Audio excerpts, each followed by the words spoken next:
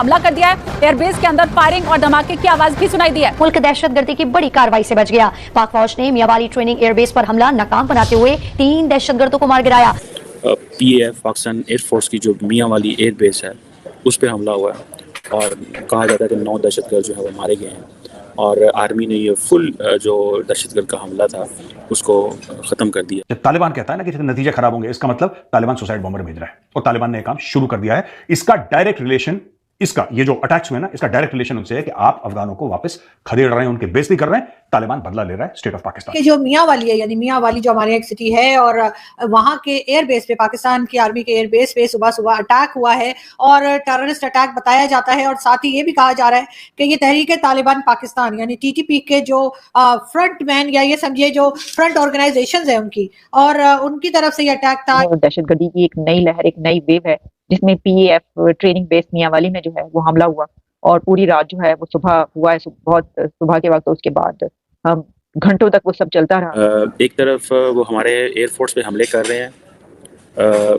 भारत जो है वो हर रोज़ अपनी एयरफोर्स की तादाद और उसकी ताकत बढ़ाने के लिए फ्रांस से और दुनिया से जो है वो असला खरीद रहा है। इसमें के पाकिस्तान एयरफोर्स के उन्होंने कम से कम 3 जो प्लेन्स थे वो डैमेज कर दिए हैं। ये स्टेटमेंट आया है ISPR की तरफ से, मगर बताने वाले ये भी कहते हैं कि डैमेजेस इससे कहीं ज्यादा है और जो बताया जा रहा है वो बहरहाल सरकारी। जय हिंद दोस्तों आप लोगों ने तो गूगल के नंबर 1 आर्मी का तो फेस देख ही लिया कि कैसे इन गूगल के नंबर 1 आर्मी के एयरबेस में घुस करके 8 आतंकियों ने इन लोगों को तबाह करके रख दिया है। दोस्तों गूगल के नंबर 1 आर्मी के बारे में मैंने ऑलरेडी एक अभी हाल ही फिलहाल कुछ ही समय पहले वीडियो बनाया जिसमें मैंने बताया था कि इस हादसे में 14 पाकिस्तानियों को मार दिया गया है। लेकिन दोस्तों 14 ही नहीं बल्कि इनकी संख्या अभी बढ़ती जा रही है। दोस्तों 14 से बढ़ करके 17 हो गई। अब आने वाले समय में हो सकता है दोस्तों कि 30-40 ऐसे बढ़ सकता है। लेकिन दोस्तों ये करेक्ट है कि इन पाकिस्तानियों को 3 एयर जेट को मारकर गिरा दिया गया है, जिनको जिनका प्राइस भी था। दोस्तों ये पाकिस्तानियों ने अपने खुद ही सर्च मारते हैं, खुद ही अपलोड करके रखे हुए हैं कि दुनिया का सबसे नंबर 1 आर्मी कौन सी है। तो वे खुद ही पढ़ते हैं, खुद ही लिखते हैं, बोलते हैं कि दुनिया का नंबर 1 आर्मी। गूगल पर भी जाकर के लिखते हैं कि दुनिया का नंबर 1 आर्मी पाकिस्तानी आर्मी है।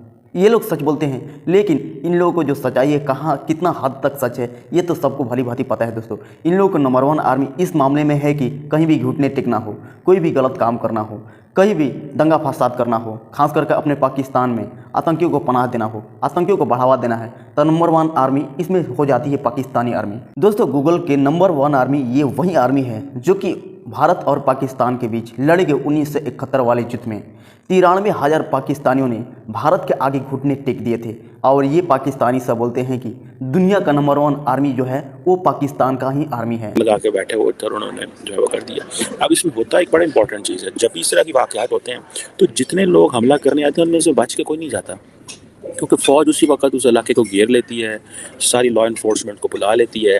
दहशतगर्द जमातों का बहुत सारे दोस्तों को जिनको नहीं पता, मैं बताता चलूँ, उनका बहुत दरीना और पुराना ख्वाब यह है कि किसी तरह पाकिस्तान के अंदर कोई ऐसा इलाके पे कब्ज़ा कर लिया जाए जिसको हम ये कहें जी ये तो हमारा इलाका है ना जी, ये तो पाकिस्तान फ़ौज के लिए नो को एरिया।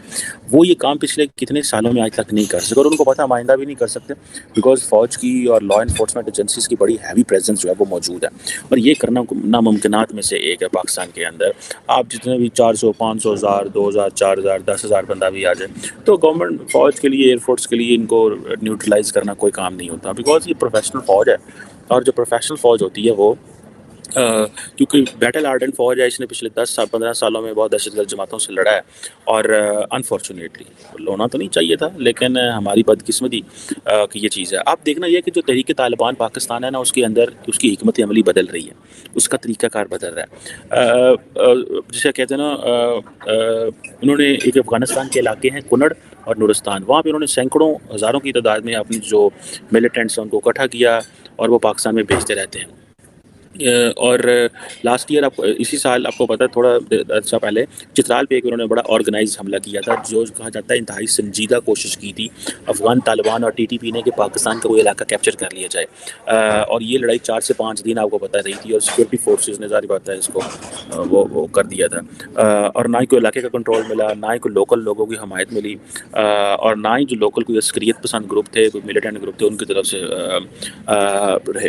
ये बहुत सारे जो ग्रुप्स होते हैं ये अक्सर कोशिश करते हैं कि वो जो लोकल जो पश्तून आबादी है उसकी हमायत हासिल कर सकें, उनको डरा धमका के वाले से कर सकें, हुकूमत को पीछे करें, क्योंकि उनका एक मकसद ये भी होता है कि हुकूमत को कैसे वापस भेजना है, हुकूमत को कैसे बैक ट्रैक करना है, उनको कैसे वापस भेजना है। और वो ज़ाहिर बात है एक इशू है। पाकिस्तान के अंदर ये जो कोशिश है टीटीपी की, ये काफ़ी देर से वो लगे हुए हैं।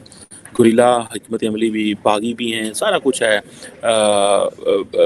और वो उनके जिसे कहते हैं ना कि अलकायदा के वो करीब भी हैं और अलकायदा से दूर भी हैं। ठीक है जी।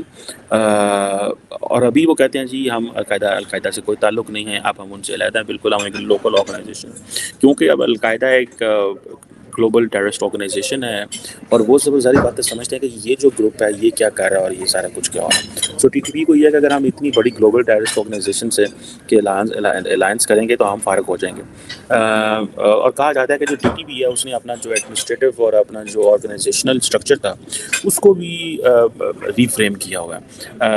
और जिसे वो कहते हैं ना, कहा जाता है कि उन्होंने अपने जो हमले करने का जो स्ट्रैटेजी है उसको पाकिस्तान में 2 हिस्सों में तकसीम कर दिया है, एक शुमाल में और जनूब में।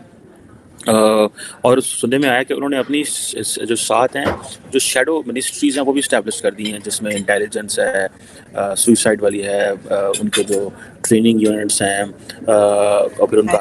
अब बात हम करें कि कितने लोगों की जाने गई, तो जी आईएसपीआर की तरफ से बताया जा रहा है, जो अभी तक मैं जहाँ पे वीडियो में बनाने बैठी हूँ तो अभी तक ये कहा जा रहा है कि 9 लोगों को जो है या 9 टेररिस्ट जो है वो मारे गए हैं। और जाहिर है कि दूसरी तरफ भी, हमारी तरफ भी आके कहिए कि फोर्सेस की भी जाने गई हैं।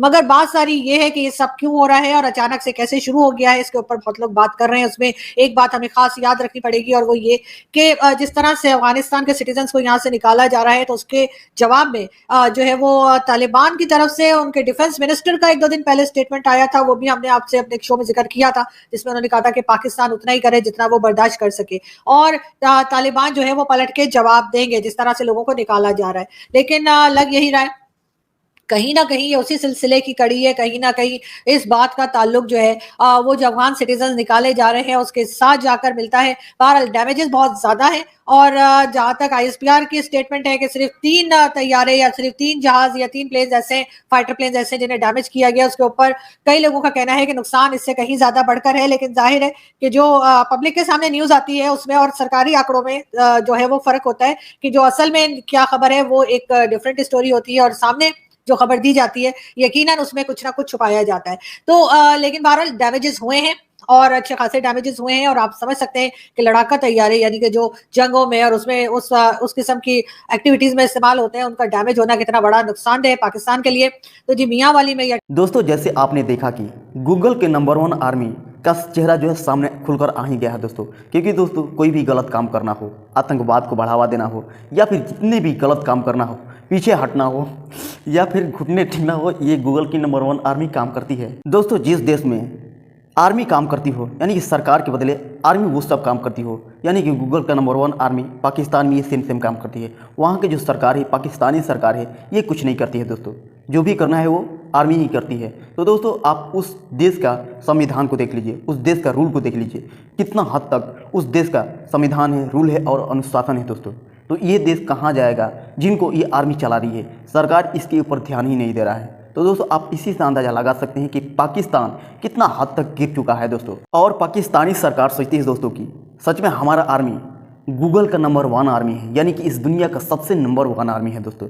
लेकिन इन गधों की ये नहीं पता कि जो काम सरकार करती है वो काम ये सैनिकों वगैरह पर नहीं छोड़ा जाता है। ये खुद ही, वहाँ के सरकार ही खुद ये अपने सैनिकों पर आश्रित है और इन सैनिकों का क्या कंडीशन है ये तो आप लोगों को तो भली भांति पता है दोस्तों।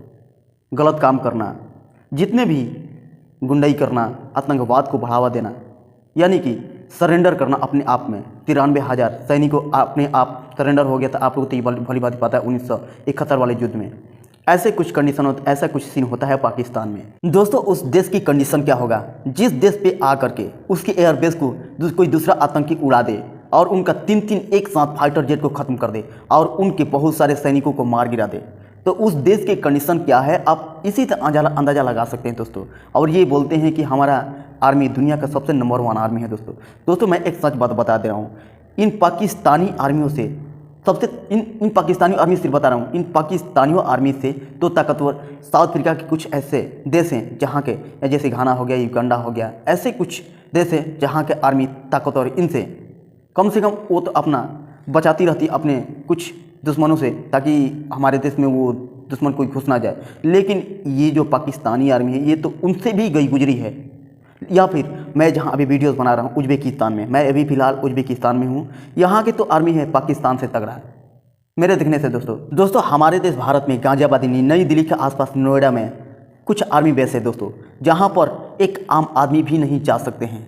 दोस्तों आप इसी से अंदाज़ा लगा सकते हैं दोस्तों कि हमारे देश भारत में सैनिकों के ऊपर कितना अनुशासन है दोस्तों।